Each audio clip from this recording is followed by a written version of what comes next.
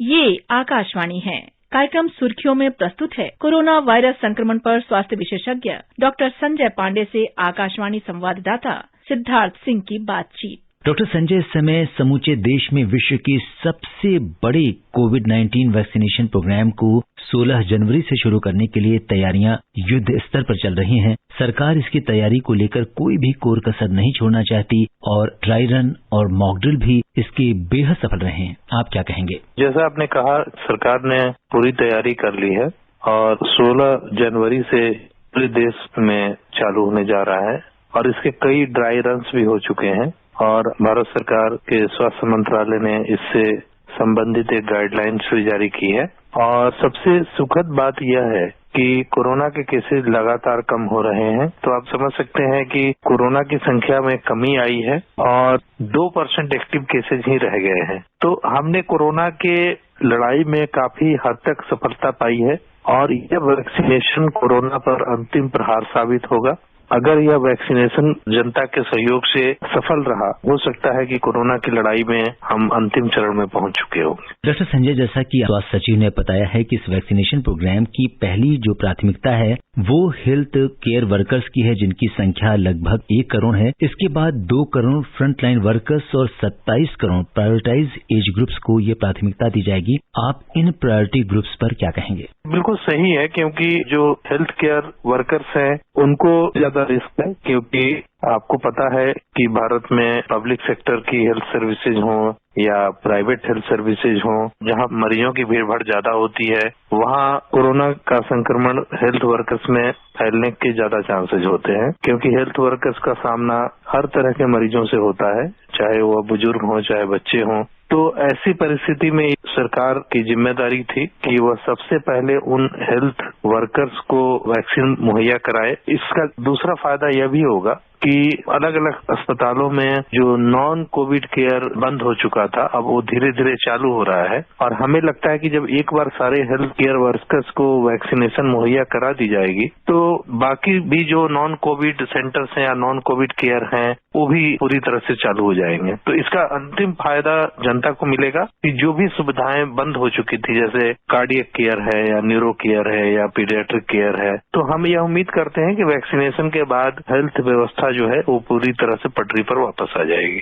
Doctor Sanjay, स्वास्थ्य सचिव ने स्पष्ट किया है कि made in India vaccine Covishield और कोवैक्सीन की सेफ्टी और इम्यूनोजेनिसिटी को लेकर कोई शक नहीं है और इसके अप्रूवल में सभी जरूरी जो प्रक्रियाएं थी या जो मानक थे उनका पालन किया गया है। वैक्सीन कितनी सेफ और इफेक्टिव है, इसके बारे में आप क्या कहेंगे? जनता को सरकार के लिए हुए फैसले पर भरोसा रखना चाहिए और सरकार की जो भी रेगुलेटरी एजेंसियां हैं, चाहे वो ICMR हो, चाहे वो DCGI है, चाहे नीति आयोग है या चाहे स्वास्थ्य मंत्रालय है, ये सब ने मिलकर एक फैसला किया है और जो भी वैक्सीन मुहैया कराई जाएगी वो बिल्कुल सेफ है। तो इस प्रोग्राम के माध्यम से मैं जनता में इस बात का भरोसा दिलाना चाहता हूं कि जो भी भारत सरकार ने वैक्सीनेशन स्टार्ट किया है और जो 16 जनवरी से प्रारंभ होगा, उस पर पूरा भरोसा रखें और इसमें सरकार का सहयोग करें। बिल्कुल। और डॉक्टर संजय, जैसा कि प्रधानमंत्री जी ने भी कहा कि इस समय वैक्सीनेशन प्रोग्राम को लेकर वैक्सीन की इफिकेसी, उसकी इफिशियंसी, उसकी इफेक्टिविटी को लेकर मीडिया में भ्रामक प्रचार चल रहा है। कुछ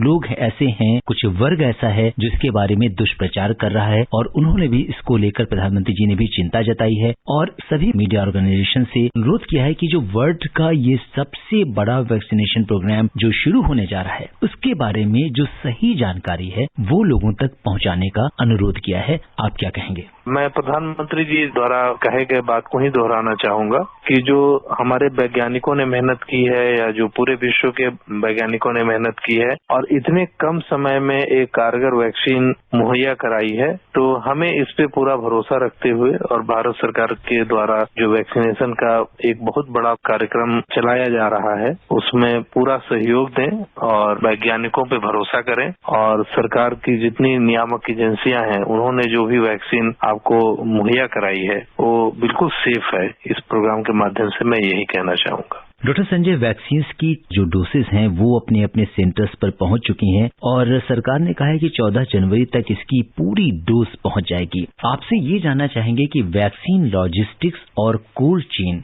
ये कितनी बड़ी चुनौती है और इसके साथ ही ड्राई आइस को भी यूज किया गया है इसमें वैक्सीन को पैक करके एक जगह से दूसरी जगह तक पहुंचाने में। तो ये किस तरह से वैक्सीनेशन के साथ वैक्सीनेशन लॉजिस्टिक्स में जो कोल्ड चेन है इसकी कितनी बड़ी भूमिका है? देखिए, वैक्सीन में कोल्ड चेन की बहुत बड़ी भूमिका है और जहां तक कोल्ड चेन मेंटेन करने की बात है तो वैक्सीनेशन कोई नया कार्यक्रम नहीं है। वैक्सीनेशन भारत में कई सालों से हो रहा है और आपको पता है कि जो पल्स पोलियो प्रोग्राम है या कई जो इस तरह के प्रोग्राम हमेशा चलाए जा रहे हैं, आपने देखा होगा पिछले कई वर्षों से चल रहा है और हमने सफलतापूर्वक पोलियो का उन्मूलन भी कर लिया है। लेकिन इस वैक्सीनेशन में जो एक नई बात यह है कि कम समय में ज्यादा लोगों को टारगेट करना और इसके लिए 2 से 3 ड्राई रन हो चुके हैं अलग अलग पूरे देश में। तो ड्राई रन करने के पीछे सरकार की यही मंशा थी कि हम अपने तैयारी को भांप लें और अगर तैयारी में कोई कमी है जैसे कोल्ड चेन मेंटेन करना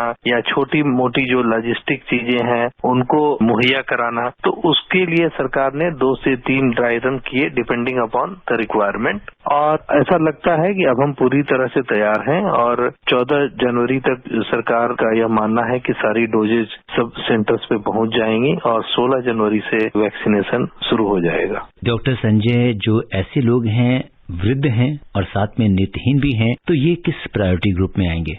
जैसा प्रोग्राम के शुरू में ही हमने कहा कि सरकार की मंशा है कि सबसे पहले हेल्थ वर्कर उनको बेसिकली वैक्सीन मुहैया कराना, तो हमें लगता है कि यह उस ग्रुप में आएंगे और सारे राज्य सरकारों को निर्देश दिया गया है और प्रधानमंत्री जी ने एक मीटिंग भी बुलाई थी सारे प्रदेश के मुख्यमंत्रियों के साथ और उस मीटिंग में भी यही तय हुआ था कि जो भी केंद्र सरकार के दिशा निर्देश हैं उनका राज्य सरकार पूरी तरह से पालन करेंगे। डॉक्टर संजय, आपसे ये जानना चाहेंगे कि एक बार वैक्सीन की दोनों डोजेज लेने के बाद या अगर हम पहली डोज ही लेते हैं तो कितने दिनों बाद हमारे शरीर में एंटीबॉडीज का निर्माण शुरू हो जाता है? ये आपने बड़ा अच्छा सवाल पूछा और इसको लेकर कई भ्रांतियां भी हैं।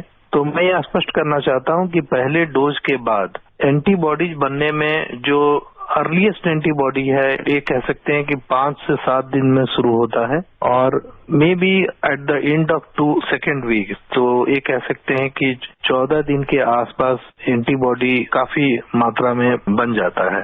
लेकिन हम एक सेकेंड डोज देते हैं, सेकेंड डोज यूजुअली 4 सप्ताह के बाद देते हैं या 28 दिन कह सकते हैं और उसके बाद जो एंटीबॉडी बनती है वो काफी लंबे समय तक शरीर में रहती है। डॉक्टर संजय, जाड़े का मौसम है और बार बार हाथ धोना पॉसिबल होता नहीं है, लोगों को आलस आता है, तो ऐसे में हम इससे कैसे बच सकते हैं, इसका कैसे मैनेजमेंट करें जो हैंड हाइजीन है? बार बार हाथ धोने से कैसे बचा जा सके, क्योंकि सर्दी का मौसम है या घर में रहती हैं और घर में अगर इनका किसी चीज से बहुत ज्यादा कोई कांटेक्ट नहीं है तो बार बार हाथ धोने की कोई जरूरत नहीं है। और अगर आप ऑफिस में भी रहते हैं और अगर आप किसी से बार बार हाथ मिलाते नहीं है या इधर उधर आपके हाथ का कांटेक्ट किसी चीज से नहीं होता तो उसमें भी बार बार हाथ धोने की जरूरत नहीं है। हाथ धोने की जरूरत तब है जब आपका एक्सपोजर किसी चीज से होता है। डॉक्टर संजय, आपका न्यूरोलॉजी के क्षेत्र में विशेष अनुभव रहा है, आपसे जानना चाहेंगे कि ऐसे मरीज जो कोमॉर्बिडिटीज या प्रीमॉर्बिड कंडीशन में हैं, तो उन्हें वैक्सीन लेते समय किन बातों का ख्याल रखना होगा?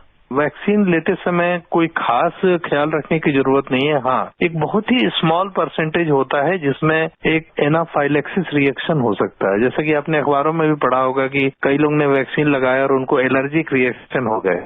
मैंने एक साइंटिफिक जर्नल था, उसमें एक स्टडी आई है, उसमें काफी अहम जानकारी थी कि एनाफाइलेक्टिक रिएक्शन बहुत ही रेयर है, मतलब 1 in 1 lakh, तो काफी रेयर हुआ। तो इसमें कोई घबराने वाली बात नहीं है। अगर मान लीजिए कि किसी को एलर्जिक रिएक्शन हो भी जाता है तो इसीलिए ऐसा प्रावधान किया गया है कि वैक्सीन लेने के 30 मिनट्स के बाद भी आपको वहीं रहना है, ताकि अगर एलर्जिक रिएक्शन होता है तो आपकी मॉनिटरिंग की जा सके। और एलर्जिक रिएक्शन को कंट्रोल करने के लिए काफी सरल उपाय होते हैं, तो इसमें कोई घबराने वाली बात नहीं है। डॉक्टर संजय, बहुत बहुत धन्यवाद। अभी आप सुन रहे थे कोरोना वायरस संक्रमण पर स्वास्थ्य विशेषज्ञ डॉक्टर संजय पांडे से आकाशवाणी संवाददाता सिद्धार्थ सिंह की बातचीत। ये कार्यक्रम आकाशवाणी के समाचार सेवा प्रभाग द्वारा प्रस्तुत किया गया। इसे आप हमारे mobile app news on AIR पर भी सुन सकते हैं। इस कार्यक्रम के संबंध में अपनी प्रतिक्रिया आप हमें ईमेल कर सकते हैं। पता है airnsttalks@gmail.com। ये कार्यक्रम फिर से सुनने के लिए लॉग ऑन करें हमारी वेबसाइट newsonair.com।